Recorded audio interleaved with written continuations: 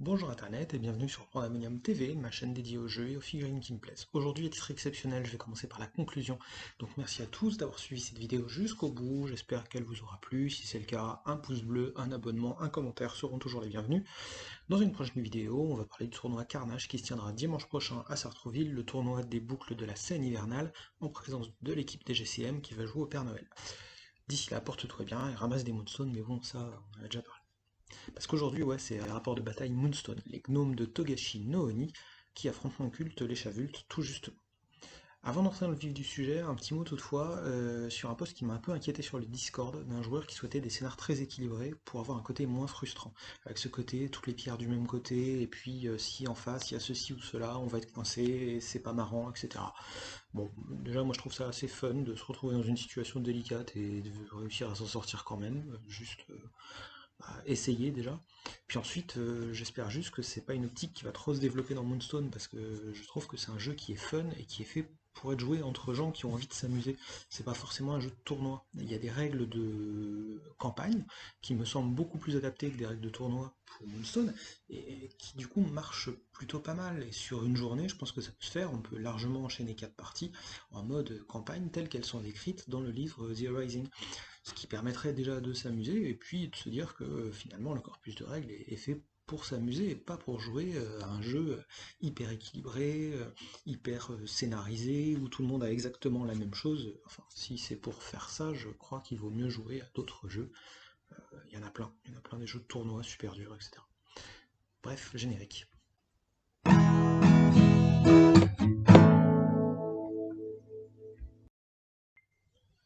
Je commence avec ma liste, que j'ai composée en 3 minutes avec uniquement des figurines que j'avais envie de jouer et que j'avais jamais sorties. Donc on a le Revenant, la Bête, leur copine Anya, dans sa version petite fille et sa version esprit, puisqu'elle se transforme, Daniel, qui est mon personnage préféré du jeu parce qu'il a l'historique le plus fun de tous, Cavana, le gnome, parce que j'ai super bien performé avec Tyrion la dernière fois et que je me disais tiens, un nain ça fera toujours plaisir, et Mélancolie parce que j'aime bien la fille, tout simplement. En face, mon adversaire, donc Togashi Noboni, jouait des gnomes, avec une bande que je lui ai prêtée, et donc des figurines que tu connais déjà, à savoir Mama Grimble, Maurice, Cradoc, Billy, Lambrouille et Jack le Jeune. Je crois que j'ai parlé plus ou moins de cette liste, ou quasiment cette liste, dans ma vidéo sur les listes que j'aime bien à Moonstone. Ça marche très très bien. Alors, premier placement de Moonstone, elle se répartit sur toute la table, très écartée et très profonde. Et je pensais que j'aurais du mal à les récupérer, surtout que mon adversaire avait Maurice, donc je me suis dit, bon, c'est pas terrible, terrible, donc relance. Second tirage, c'était pire, donc c'est mon adversaire qui a dit cette fois-ci, c'est moi qui décide de relancer, et donc on a fait un dernier tirage, et là ça a été la catastrophe. Toutes les pierres étaient concentrées quasiment dans un quart de table, sauf deux qui étaient un petit peu éloignées, mais pas beaucoup, toujours dans la même moitié de table, et il y avait une dernière pierre qui était complètement à l'opposé. Et là c'était chaud. Donc mon adversaire vient de gagner le premier jet de dés, et donc il choisit de choisir son côté et me laisser l'initiative. Et il place un maximum de gnomes entre la forêt et le petit village, là où il y a le plus de pierres forcément, et il se masse autour du village et des arbres, forcément puisqu'il joue gnome, donc il se masse. Pour ma part, je fais deux groupes, un groupe avec Mélancolie et le Revenant sur ma droite, et l'autre avec le cœur de ma bande à gauche, face au Moonstone en fait, mais un peu loin. L'idée, bah, c'est de m'assurer le contrôle de la pierre sur la droite en me disant que l'adversaire n'ira pas si j'ai deux figurines. Et puis de l'autre côté, j'essaye de contrarier les plans adverses en essayant de me dire que je vais dérouler mon propre jeu en l'échavute puisque j'avais une combinaison à tenter. Comme tu pourras le constater, j'ai pas fait de carte parce que j'ai la flemme, parce que sur Moonstone c'est relativement difficile et que j'ai pas intégré les décors de Moonstone du club au logiciel Battle Chronicler. On va faire 100. Allez, tour 1.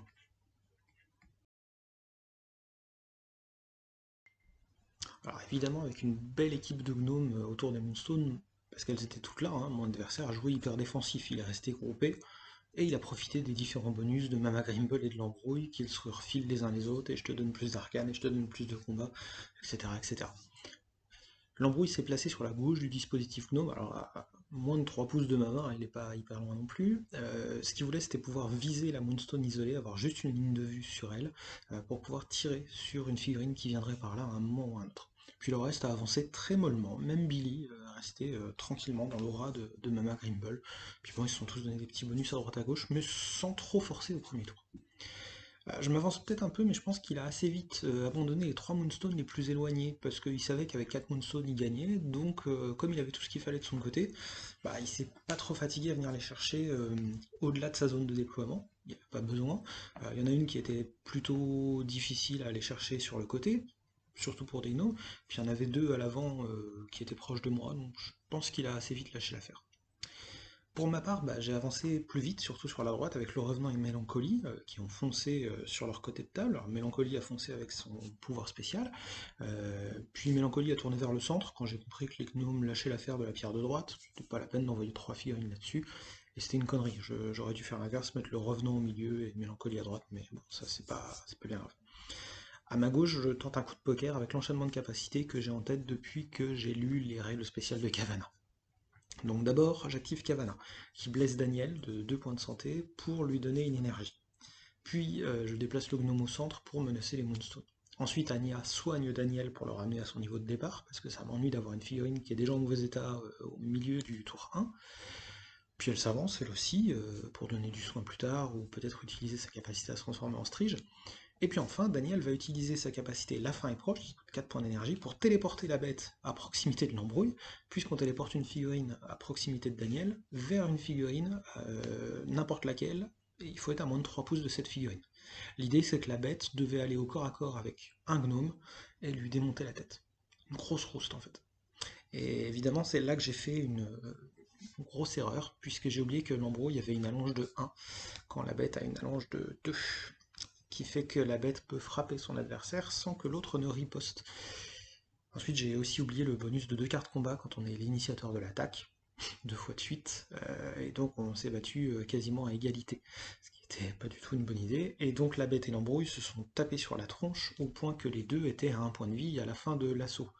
Sauf qu'il restait encore Mama Grimble activée et que avec un de ses sorts, elle a éliminé une pauvre bête qui n'avait rien demandé à personne et qui s'est pas défendue du tout. Donc fin du tour 1, mon adversaire mène 3-0 et moi j'ai déjà perdu une figurine. Par ma faute, certes, mais bon. Donc tour 2, on a un peu continué sur cette lancée, hein. Il s'est pas passé grand chose d'ailleurs dans le tour 2, puisqu'on a continué chacun de notre côté à jouer à peu près de la même façon. Billy sur son bouc s'est avancé sur mon flanc pour m'inquiéter un peu et essayer de s'en prendre à Daniel, mais Anya a réussi à se transformer en esprit et donc a terrifié un peu tout le monde de ce côté-là. Et puis Cavana a redonné des points d'énergie à droite à gauche et c'est Daniel qui fournissait les soins. Bref, ça a avancé tranquillement de mon côté. C'est juste que j'avais plus la bête. Sur la droite, ça s'est juste passé très tranquillement. J'ai avancé et j'ai rapproché Mélancolie du centre. Vraiment, le tour 2, c'était pas hyper fascinant. Le tour 3 était le tour le plus chaotique, mais aussi le plus amusant. Billy a passé en gros son tour à reculer pour éviter le combat, c'est-à-dire qu'il s'était rapproché d'une Moonstone, puis finalement il s'est dit oh là, je vais pas y rester à cause de la petite fille bizarre qui est à côté.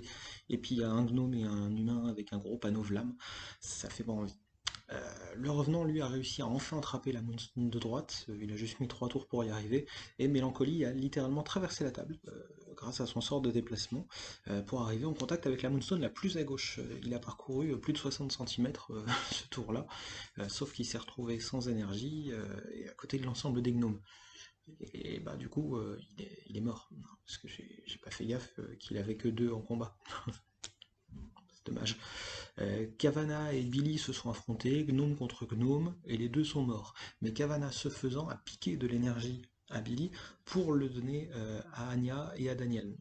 Donc, encore une fois, l'énergie qui passe de Cavana à quelqu'un d'autre, c'est vraiment génial. Daniel a eu lui sa petite idée de génie de la partie, cette fois-ci en n'envoyant pas un ami de l'autre côté de la table, mais en envoyant un ennemi. C'est-à-dire qu'il était juste à portée de Mama Grimble.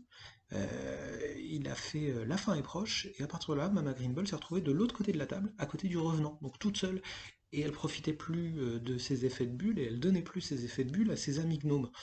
Et là, je me suis dit, mais en fait, les gnomes sans Mama, ça va être beaucoup plus dur pour eux de faire quelque chose. Même s'ils étaient plus nombreux que moi, bon bah c'était le moment de leur rentrer un peu dedans. Parce que en plus, Mama se retrouvait face au revenant qu'elle pouvait décemment pas tuer, et même si le revenant avait beaucoup de mal à tuer Mama, bah, il portait une Moonstone, et puis voilà, c'était pas la peine de s'inquiéter, ils avançaient pas ni l'un ni l'autre, et ils auraient pu servir à rien jusqu'à la fin de la partie. Mais au moins j'avais une Moonstone et pas lui. Bon, du coup, ça a énervé mon adversaire. Gradok est arrivé violemment sur Daniel et il l'a massacré, le tout en restant à 100% de sa vie, je crois, ou je vais peut-être enlevé un point de santé, enfin quasiment rien. Et donc, bah, c'est Anya qui, dans sa version esprit, s'est jetée sur Gradok, l'a atomisé, a récupéré deux Moonstones qui étaient par terre. Même si j'ai hésité à lui faire un périple meurtrier en se jetant sur Jack le jeune, puis finalement je me suis dit non, il vaut mieux avoir des Moonstones, parce que comme ça, au tour prochain potentiellement, si j'arrive encore à agréger un adversaire, j'aurai 4 Moonstones et je vais gagner la partie, donc j'ai tenté le coup. En fin de tour 3, on a tous les deux 3 Moonstones, il en reste une par terre, qui est inaccessible pour moi puisqu'elle est enterrée à 4, et que mon adversaire a Maurice juste à côté de cette Moonstone. Donc je sais qu'il va falloir que je bute soit Jack le jeune, soit il y avait l'embrouille qui était pas loin, ou alors que je bute Maurice une fois qu'il aura eu la Moonstone. Mais bon, c'était pas forcément évident. Et donc début du tour 4, ben, c'est Jack qui a commencé, et il a tapé sur Anya. Il a tapé comme une brute, au point que Jack était le seul qui était encore vivant à la fin de l'assaut, et qui a fait tomber les deux Moonstones qui me restaient par terre. Donc Mama Grimble, le revenant, se sont foutus des coups de poil et des coups de rien du tout. Et à la fin, Maurice et les gnomes qui restaient ont fini par aller chercher les Moonstones qui étaient sur la table. Victoire des gnomes 6-1. Classe. Alors, que dire sur cette partie? Je vais pas trop commenter le jeu de mon adversaire parce que bah, il débutait. Par contre, il a super bien déroulé le jeu des gnomes, c'est-à-dire que il a bloqué mes coups, il a avancé très tranquillement. Alors, dans un contexte hyper favorable, hein, les Moonstones étaient de son côté et c'était plus facile pour lui peut-être de les récupérer. Mais il a bien joué. Je vais ajouter en plus qu'il n'a pas eu de bol du tout. Parce que sur la totalité des tirages de cartes arcanes qu'il a fait, il a quand même été obligé de bluffer un certain nombre de fois. Et je l'ai calé aussi un certain nombre de fois, donc pas évident. Alors que moi j'ai plutôt eu du bol sur les cartes arcanes, puisque j'ai quasiment toujours eu la couleur dont j'avais besoin. Par contre, j'ai cumulé les conneries, hein, littéralement. D'abord, le revenant était du mauvais côté de la table. Il aurait dû être clairement du côté d'Anya et de Kavana, pour se mettre au milieu et attendre que les gnomes essayent de lui tomber dessus, ce qu'il n'aurait jamais fait d'ailleurs. Mélancolie avait en plus largement la capacité à aller chercher la Moonstone, la récupérer dans le sol tout seul parce qu'elle était enterrée à 1 je crois, et après se trimballer avec son pouvoir magique, puisqu'il se déplace en se téléportant plutôt qu'avec sa capacité lent de base. Donc voilà, c'était vraiment très très con ce que j'ai fait, j'ai perdu une figurine bêtement au corps à corps, et l'autre aurait jamais dû se retrouver tout seul et isolé dans un coin pourri. Bref, j'ai mal joué de ce côté-là. J'ai aussi très mal joué la bête, hein. On était à la limite de la connerie complète, puisque le seul corps à corps qu'il a livré, il était trop près, et voilà, bref, j'ai fait de la merde là pour le coup. Et c'est dommage, parce que je pense que si la bête avait réussi à atomiser l'embrouille au corps à corps, la partie aurait été très différente, hein, avec une bête qui est juste derrière Mama Grimble, qui oblige les gnomes à se retourner, ça aurait pas été du tout la même chose. Euh, Par contre, ce qui a bien marché, c'était la combinaison Kavana avec Daniel et avec Anya. Mais je pense que Kavana, il va marcher avec à peu près tout le monde, en fait, puisqu'il a cette capacité à aller piocher de l'énergie partout pour les donner à ses alliés. Et ça, c'est très fort, en fait, puisqu'il y a beaucoup de figurines du culte qui ont besoin d'énergie supplémentaire pour activer leur capacité spéciale, et Kavana, il est là au centre, dès le début de la partie, pour donner cette énergie dont les autres ont besoin. Et si jamais il est au corps à corps et qu'il arrive à sortir la bonne carte, il redonne encore de l'énergie à ses potes, ce qui fait qu'on peut se retrouver avec une Anya à 5 ou 6 points d'énergie au début de son activation, et Anya à 5 ou 6 points d'énergie, elle fait pas rire du tout. D'ailleurs, c'est un peu ma découverte de la partie, finalement, Anya. Je pense que je la ressortirai régulièrement parce que ben, elle a deux modes qui fonctionnent très bien et qui sont très complémentaires finalement. En mode petite fille, elle est super dure à attaquer, alors elle va pas aller chercher les Moonstones, mais elle soigne, et elle soigne super bien. Enfin, c'est une très bonne soigneuse, il n'y a pas à lui demander beaucoup plus. Et quand elle change de style et qu'elle passe en mode monstre, bah, elle fait pas rire non plus, parce qu'avec 5 cartes, des attaques magiques et des attaques qui font pas rire du tout, puisqu'elle fait plus de dégâts systématiques, il y a beaucoup d'adversaires qui commencent à serrer les fesses quand elle est là. Et puis en plus, elle récupère de l'énergie si jamais elle arrive à tuer quelqu'un. Ce qui fait que s'il y a un bloc avec deux ou trois adversaires les uns à côté des autres, elle a potentiellement la capacité à en tuer deux par tour. Et ça, c'est beaucoup. Beaucoup. Alors, en plus, bon, si on tombe sur des adversaires un peu faiblasses, genre des fées qui se défendent mal ou des trucs comme ça, là c'est encore plus la fête, hein, évidemment. Et donc, comme le disait mon adversaire, à qui je vais laisser un petit peu le mot de la fin, encore une fois, il a dit: «Je regarderai toujours les petites filles bizarrement maintenant». La phrase est un peu douteuse, mais on va en rester là.